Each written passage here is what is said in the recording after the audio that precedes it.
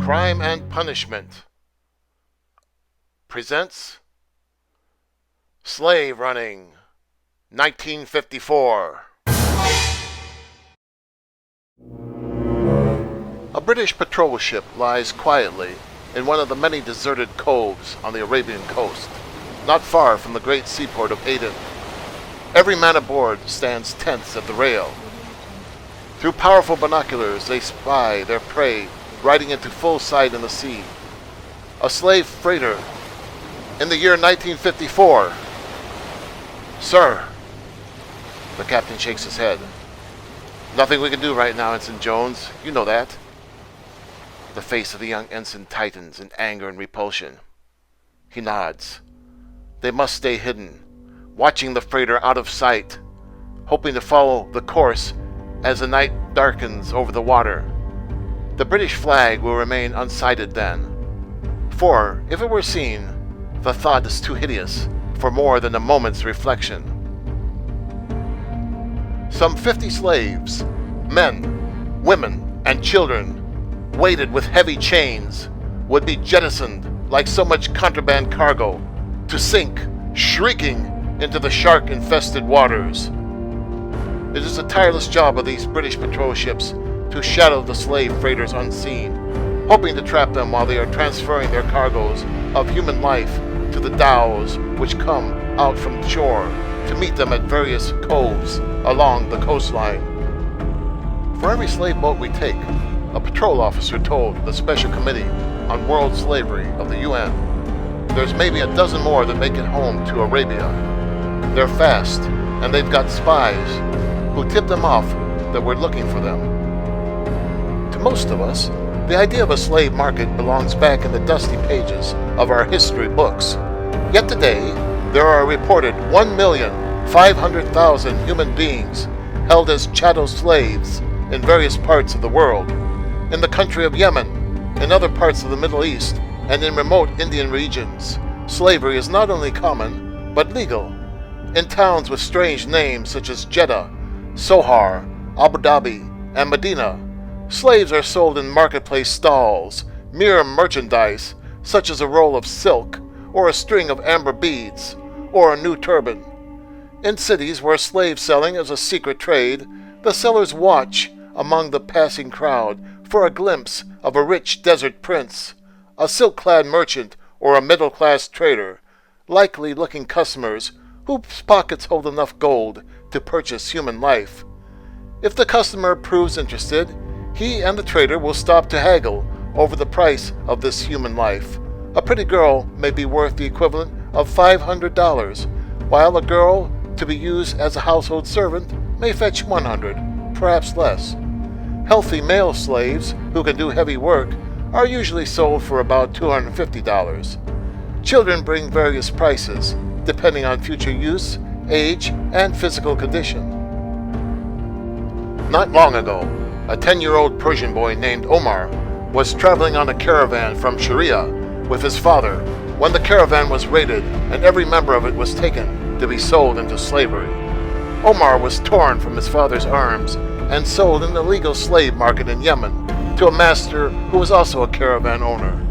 An older slave took pity on the young boy and whispered to him one day that they were nearing a British post.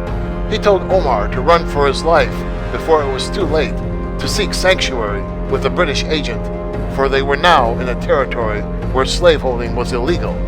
The small boy made his terrified escape under cover of darkness, and, after hearing Omar's story, the agent agreed to return with him to the site of the caravan to attempt to rescue the other slaves. The master of the caravan hotly denied that there were any slaves about, and said he had never before laid eyes on young Omar. Anyway, he said, to set a slave free was to do him a dread injustice, for what would a slave do with his freedom? Wander about in some alien land with no way to earn his living, no friends to help him? He finished this contemptuous speech, spat, and turned his back on Omar and the agent. Sadly, the agent explained to young Omar that there are slave owners and governments who put forth this theory until, like the famous big lie technique of the Nazi propaganda machines, they are believed, even by those of good will.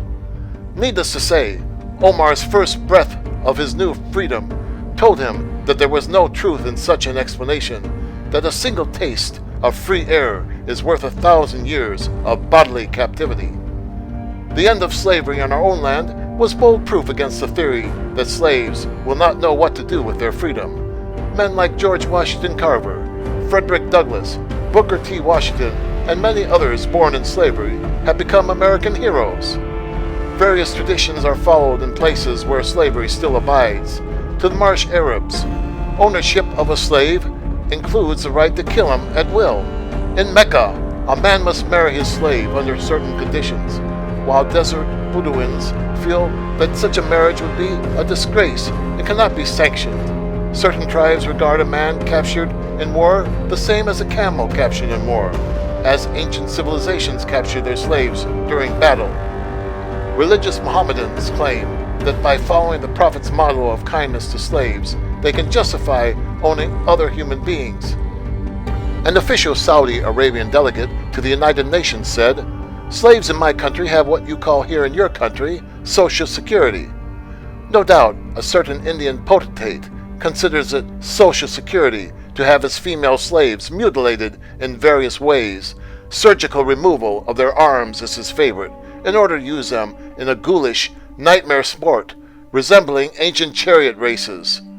Or perhaps it is Social Security, when kidnappers in certain southern European states steal infants for another kind of slavery, freaks for the world circus markets. It is hard to believe that there are still occasional discoveries of the practice of molding, 16th century habit of placing infants in wooden molds in various horrible shapes. Here, the children spend their growing years in monstrous captivity, while their young bodies are crushed into the shape of freaks and dwarfs. The sad truth is that the Committee on World Slavery in the UN often feels discouraged in fighting a battle with little or no cooperation from other responsible agencies or governments. In too many lands, official governments prefer to toady to the wealthy, oil-controlling slave owners than to take a firm stand against the evil that flourishes beneath their eyes.